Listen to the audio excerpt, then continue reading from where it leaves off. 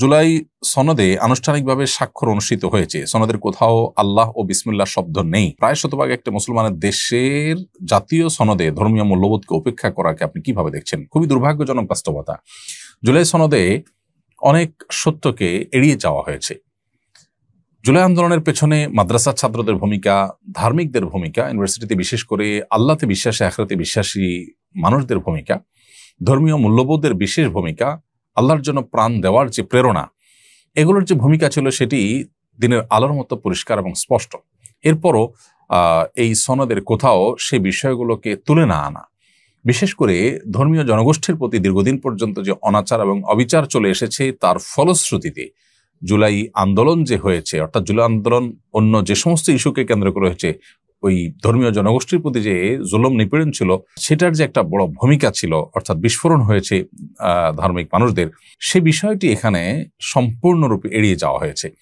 এবং সেই সাথে মুসলিম সংখ্যাগরিষ্ঠ একটি দেশে ধর্ম থেকে দূর করার যে একটা প্রবণতা দীর্ঘদিন থেকে আমরা দেখে আসছি, সেটা দুর্ভাগ্যজনকভাবে জুলাই সনদে আমরা দেখেছি। খুবই আপত্তিকর একটি বিষয়।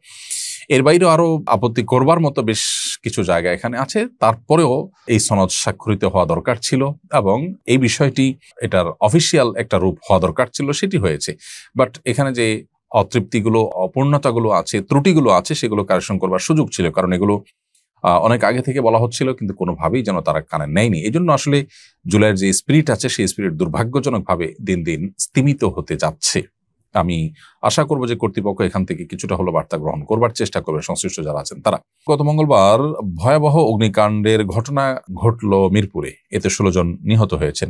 এ ধরনের দুর্ঘটনা রোধে একজন দায়িত্বশীল আলেম এবং সমাজসেবী হিসাবে আপনার পরামর্শ কি? দর্শক, এই ধরনের ঘটনা আমাদের দেশে নতুন নয়। কদিন পরপরই অগ্নিকাণ্ডে আমরা দেখি যে বহু মানুষ হতাহত হন, বা অন্য কোনো দুর্ঘটনা, অন্য কোনো অনাকাঙ্ক্ষিত অ্যাক্সিডেন্ট, সেখানে দেখা যায় বহু মানুষের মৃত্যু হয়, মৃত্যুর মিছিল আমরা দেখতে পাই। এগুলো বন্ধ করার জন্য আসলে দায়ী ব্যক্তিদেরকে দায় নিতে বাধ্য করার আইন এবং সেটার প্রয়োগ, এটা করতে হবে। এটা করার আগ পর্যন্ত এই সমস্ত তথাকথিত দুর্ঘটনা নামে হত্যাকাণ্ড কোনো অবস্থাতে বন্ধ হবে না। মিরপুরে যে অগ্নিকাণ্ডের ঘটনা ঘটলো, সেখানে 16 জন তাজা প্রাণকে আমরা হারালাম, 16টি ফ্যামিলি, বরং তার চেয়ে বেশি সংখ্যক ফ্যামিলি নিঃস্ব হয়ে গেল। সামান্য কিছু ক্ষতিপূরণ দিয়ে বা একটু শোক প্রকাশ করে আমরা আমাদের দায় হয়তো সেরে ফেলি, কিন্তু যার যায় সে বুঝে সে কি হারায়, গোটা ফ্যামিলি কিভাবে সাফার করছে সেটা বলার অপেক্ষা রাখে না। অথচ এই ঘটনার পেছনে বিভিন্ন আলোচনা পর্যালোচনা থেকে যে সমস্ত বিষয়গুলো উঠে এসে, তার মধ্যে থেকে একটা হলো জনবসতিপূর্ণ এলাকাতে রাসায়নিক গুদাম করা হয়েছে, যেটা অনুচিত, এবং রাসায়নিক গুদামের পাশাপাশি ভবনের কোনোটাতে অগ্নি নির্বাপকের ব্যবস্থাপনা ছিল না, নির্বাপনের ব্যবস্থা ছিল না, এবং ভবন গুদাম কোনটিতে ফায়ার সেফটি প্ল্যান ইত্যাদি কিছু ছিল না, এগুলো লাইসেন্স ছিল না। তাহলে এখানে এতগুলো মানুষ কাজ করছে এবং এতগুলো প্রাণ এখানে আছে, তাদের জীবনের নিরাপত্তার কোনো ব্যবস্থা যেখানে নেই, সেখানে এরকম রিস্কের মধ্যে তাদেরকে ফেলে রেখে যে কাজ করানো হলো, এর জন্য যারা দায়ী তাদেরকে দায় নিতে বাধ্য করা উচিত। আমাদের দেশে দুর্ভাগ্যজনক বাস্তবতা হলো, এই ধরনের ক্ষেত্রে এরকম দায়ী ব্যক্তিদেরকে বাধ্য করতে সচরাচর দেখা যায় না। এই জন্য আইনের যথাযথ প্রয়োগ ছাড়া এ ধরনের ইস্যুতে আসলে সত্যিকার সমাধানের পথে আমরা যেতে পারবো না।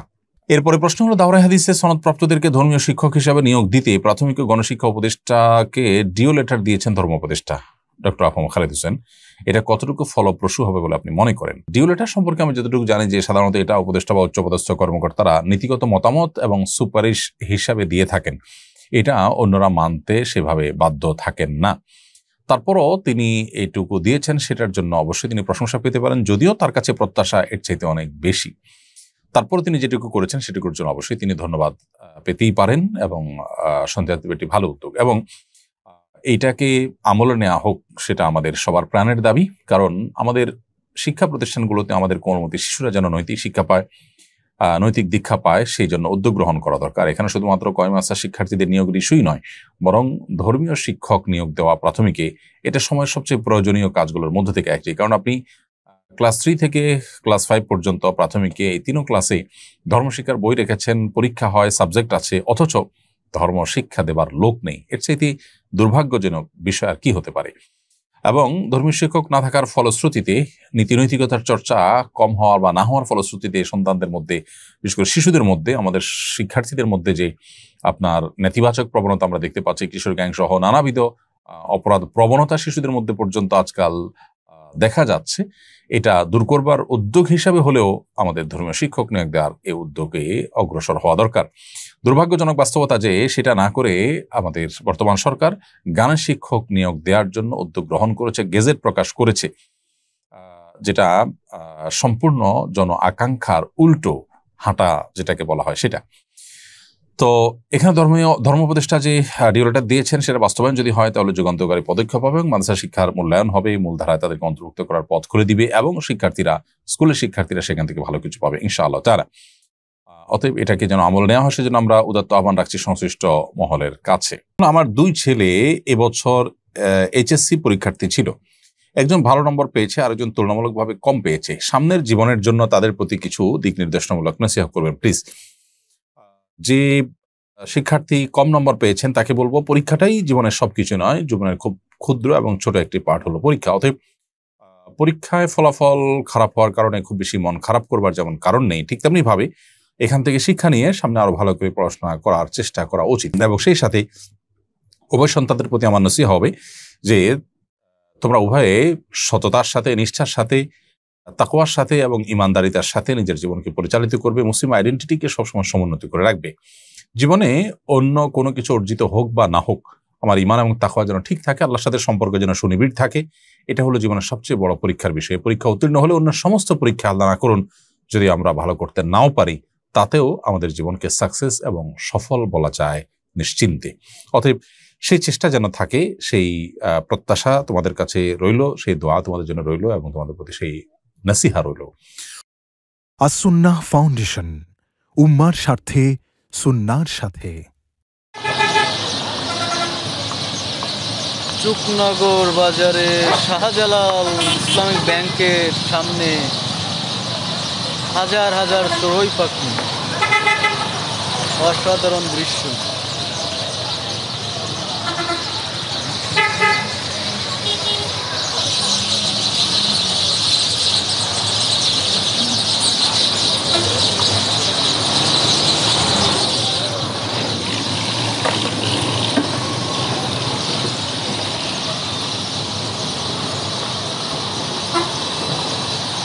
হাজার হাজার চড়ুই পাখি।